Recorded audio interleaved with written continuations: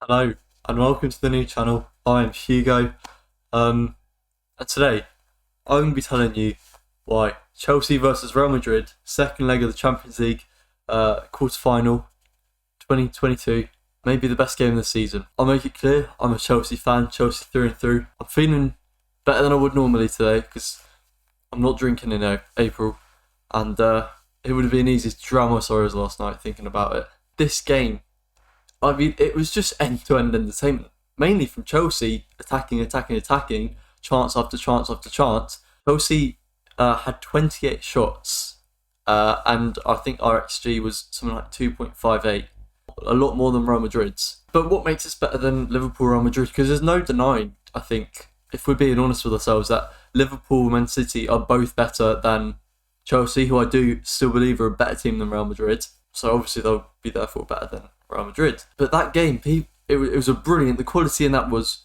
immense. But if Liverpool win that game, it's not automatically they've won the title.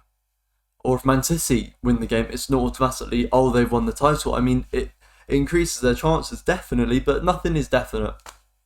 Whereas in this game, the winner has to go through. It's over two legs. You have to score a certain amount of goals to even have a chance. We had to win by 2 to equalise and take it to extra time.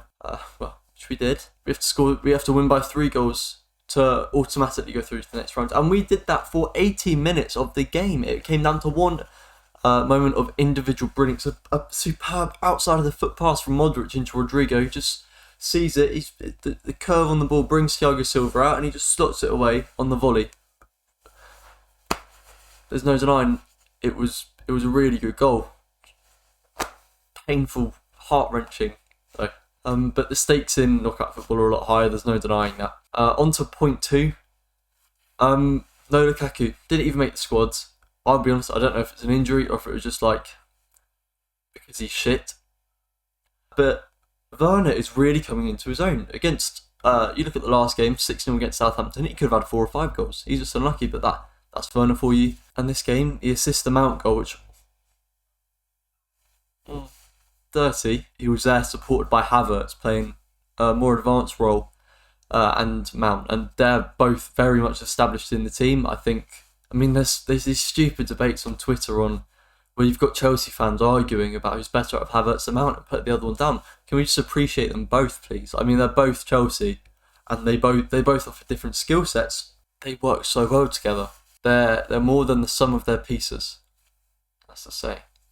Another thing which the game came down to, it was 3-1 in 90 minutes, is Tuchel's tactics. He sort of switched to a back 4. Christensen had such issues against Vinicius Jr. in the first leg, so he took him off and brought Reece James into it. You could argue it sort of switched from a 4 at the back to 3 at the back, with Reece James playing on the right hand side, because he wasn't given the opportunity to bomb on as he has in other games. And you saw Ruben Loftus-Cheek as an extra man in midfield, almost playing along the right. Maybe he was an inverted right wing back, or maybe he was just playing out wide because he wasn't playing with the defensive line at all. But overall, I don't think he offered much when he was playing more centrally at times. I mean, the thing is with Chelsea, he's one of the few midfielders who will try and take a man on, but he just can't do it. He'll get dispossessed. That really shows, to me anyway, the quality of Kovacic. But switching tactically, Vinicius Jr. hardly gave us any problems. But on the one chance that he did, dink, cross, Benzema header again. They can rinse and repeat that all they want, and that's probably why they're doing so well in La Liga. I thought Marcos Alonso was brilliant. I'm really not sure on that handball goal. I watched it. I went apeshit when it went in. But the weird thing, a bit of me thought, I know I shouldn't celebrate because something's going to go wrong here. We've got a bald referee.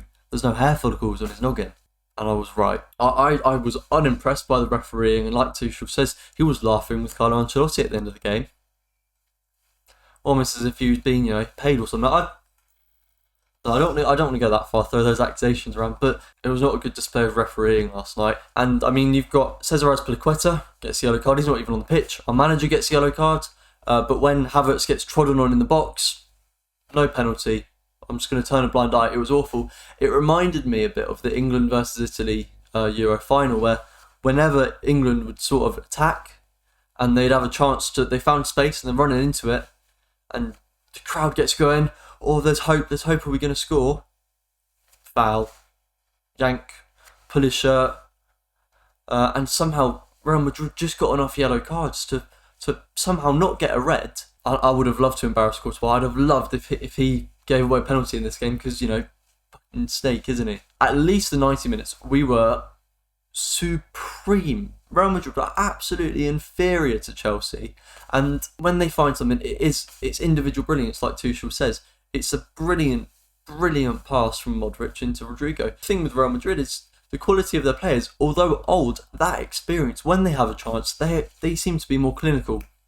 They were lucky because they let the guards down. I mean, it was 3-0 down for 80 minutes in a game that they should have, on paper, been clear favourites for. But that sort of ties me into this last thing, where the game was lost, and that is in the substitutes. We looked a lot less sharp in extra time, but we're bringing on substitutes like Pulisic, Saul. We're bringing on those players. I think Pulisic was awful. I'm not sure bringing off Werner was the right decision, because he had 2 clear chances at the end of the 90 minutes. But for Real Madrid, the quality of their bench, they brought on Rodrigo, Camavinga, who I would love to see Camavinga at Chelsea one day. We're talking about Declan Rice and that. He'd probably be a bit cheaper, and he's just got a bit of extra flair to him. But then Rice is Premier League proven. I genuinely believe that's where the game was won. Tuchel doesn't have the substitutes and the full team that he wants to have those clutch players, I think, on the bench. And I don't want any comments to say that Lukaku would be, because he wouldn't have. He would not run the amount that Kai Havertz did. You'll never see him run that much because he's not that type of player. I think that's it. First video on the channel. I'm going to do content for probably every Champions League game from now on. All things Chelsea, and just my opinions on topical debates. And I'll be giving my footballing opinions. I've wanted this for a long time. Thank you very much for watching. If you didn't watch the game yesterday, and even if you're a Barcelona fan, you're an Arsenal fan, watch it. It was one of the best games this season, undoubtedly. Thank you very much for watching. I hope you did enjoy. Like and subscribe.